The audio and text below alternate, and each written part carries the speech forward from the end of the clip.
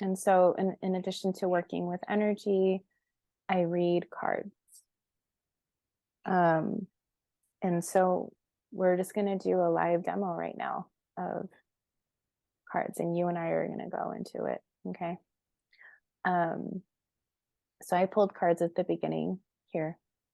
I pulled a card for you, I pulled a card for me, and I pulled a card for our conversation. And there's also guidebooks to these decks of like what the creator like intended for these cards to mean. And intuition also, like you can develop it by like also kind of pulling in, feeling into like what meaning, what message these cards want to offer. So I'm going to have you interpret your card. So the card that came up for you was Nature Spirits.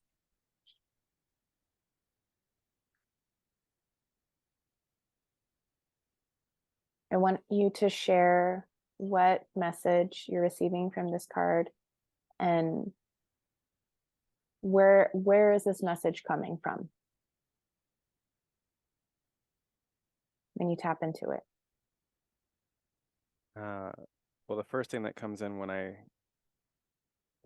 feel into the card and the words on the card, as well as the image, is I get excited, and there's like a sense of longing for me. Mm. Um, I've been inside, like on a computer, for a lot of the last couple of days, with like little bits of time like outside. Been caring for a sick child who, I kind of missing my my nature time. Um, I'm getting emotional as I'm saying that. So it's like it feels like it's like a call to me. So like I need to get out in the trees and like shed some of my blue light that's stuck in my eyes and my brain, and just let myself breathe. Um, that feels, it feels like the message to me. Yeah, and I think you just displayed something really perfect here. It's, if we really let ourselves pull out and look at like how all of the elements in life are working together, they're actually like working in our favor. So there was like a message that came through that like really wants to restore you to like whole health and balance, right? And what good is the messages that we receive intuitively if we don't listen to them? What good is intuition if we don't use it, you know? But it's not wrong or right if you decide to listen to this message that's offered to you or not. And it seems like it seems like this message coming through is like really wanting to support you in rebalancing your energy. The crows agree. All right, so I got transmute. Um, right away when I saw the snake, I felt that energy. And it had like dual actions. It had like going up and it also had going down. So I felt that the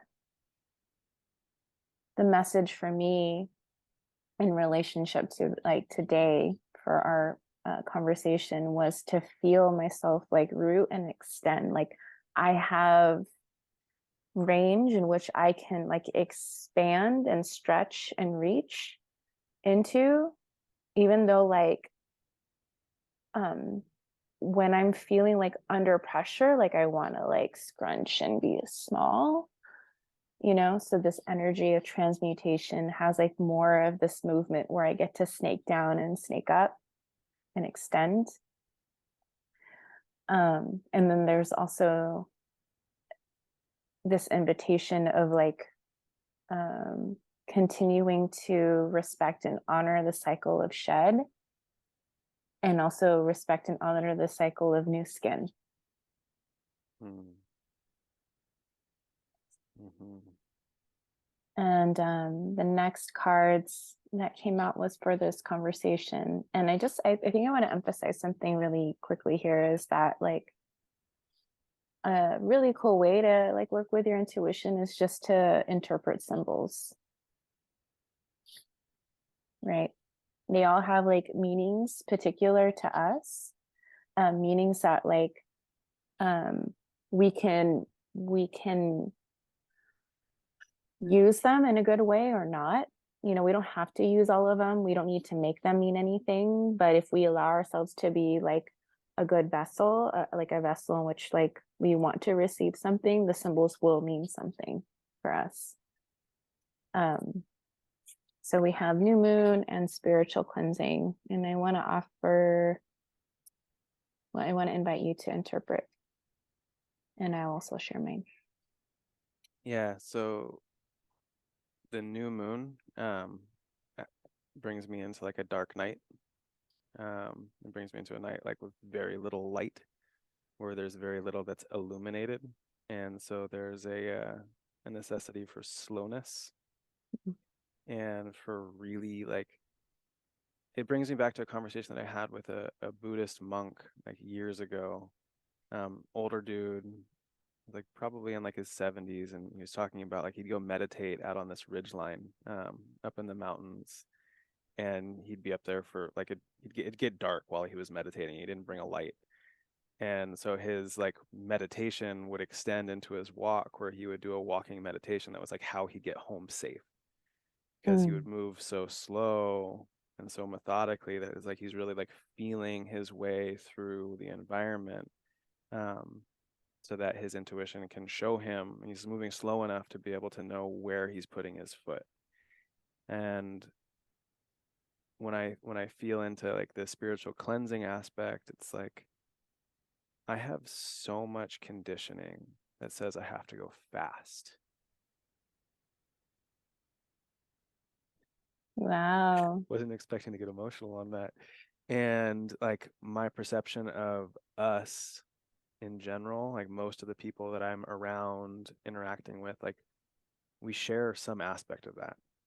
And like I feel like I might meditate in the morning and I'm going slow, but then like I start doing other things and it's like the speed just picks right back up. And so part of spiritual cleansing to me, if I'm combining it with that new moon, is like cleansing myself, clearing myself of this conditioning that says I have to go faster. And I have to know exactly where I'm going too.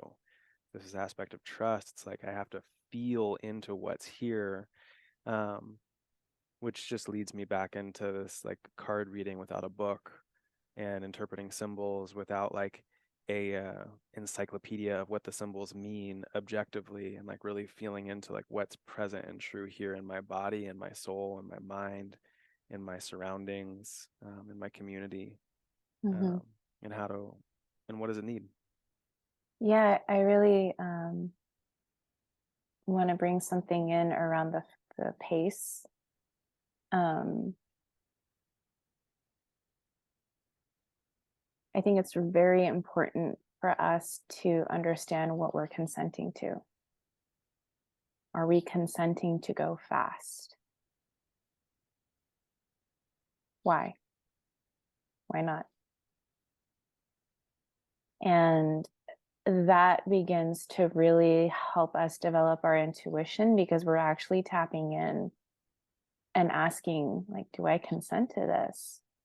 And then making an informed choice from that space. And it's not about wrong or right. I mean, like we are going to do that. Like our brains will continue to do that until it doesn't need to do that. But the space of intuitive development for me is like again a safe enough space where there's a lot of just like compassion and self-respect held in a way where it's like I can really look at like what am I agreeing to here and why, and actively choosing the thing and making an informed decision from that space. And we're not always going to have, it's not always convenient to do that, you know, but you have to set aside practice so that it's going to be so much easier when you get the intuitive knowing, then you'll just like act on it. You know, you won't blink an eye and then like gaslight or doubt yourself, or and then be like, oh, I, saw that coming kind of thing. Or you need like the third hard lesson to kind of like spin you back on what you already knew, like at the gut level. And all of that's fine. And it's all fine too that sometimes we need the encyclopedia definitions, and that we need, like just information to give us some like a, a place to work off of, because it can be so much and so big and so expansive. It can feel really scattered and like overwhelming and a lot to track. Like all of that's okay. The question that I really want to emphasize here is like, am I consenting to this? And so I'm going to bring in my cards, or the cards, and share what I feel. For me, here is we actually have a new one coming in. And so this is just letting me know to prepare myself.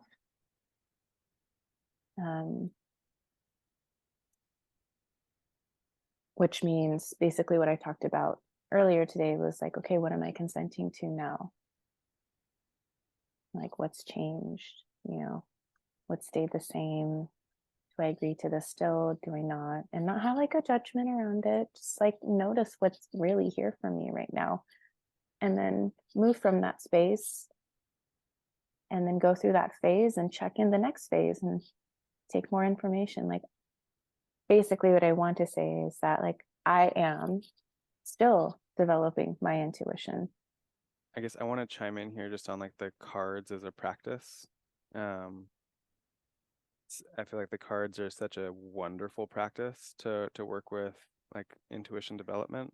And you already spoke to like nothing wrong with like looking at the book and like getting into that. And one of the things that I've noticed for myself that's been really supportive and like developing more my intuitive knowing, that like comes like up from my body versus like down from my head, not to prioritize one or the other, but that was like the first of those, that like up from the body was where I was more limited Mm, when I started my journey with cards. mm, And like it was easier for me to interpret like by a book, or like, oh well, this means that, da da da da yeah, yeah, da. yeah. And not making one better or worse, but just like where my block was more that intuitive knowing. Hmm. um and so with that, one of the things that I find really helpful for myself is to like create a relationship with a deck of cards that feels accessible to me, where I don't feel like I have to go like look everything up. And it's like the deck that you're working with here is just like an example of that, where it's like really simple. It's like Yeah, easy to dive into. There's some other decks that we've got around our spot that's like I'm like, I have to look at the book for this. There's just like there's too yeah, much here. sure. Um, and so like just putting that in here as an idea for anybody who's listening to this, if you want to start a relationship with a deck of cards, to peruse and find one that really feels like it's like the symbology already feels resonant for you. It feels like it's accessible and like Yes. kind of obvious to you, so that you can work with it in a way that doesn't require you like overthinking. Right. Yeah, that's creating the safe container. That's creating the safe container to really like respect what's coming in for you.